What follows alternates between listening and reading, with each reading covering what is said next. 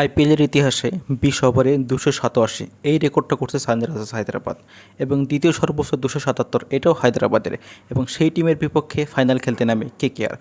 প্রথমেই কেকেআর প্রথম ওভারের ৫ নম্বর বলে অভিষেক শর্মার উইকেট তুলে নেন মিচেল স্টার্ক। এরপরে শুরু হয় ধারাবাহিকভাবে উইকেট যাওয়া, ৬ রানে ২টা, ২১ রানে ৩টা, ৪৭ রানে ৪টা, ৬২ রানে ৫টা এবং সেটা ১১৩তেও গিয়ে থামে এবং কেকেআরের সামনে সহজ টার্গেট দাঁড়ায় ১১৪।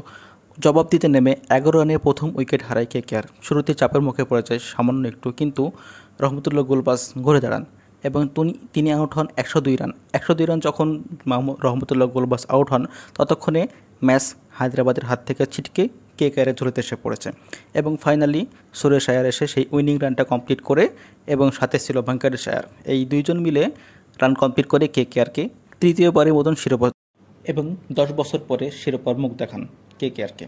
Thank you so much.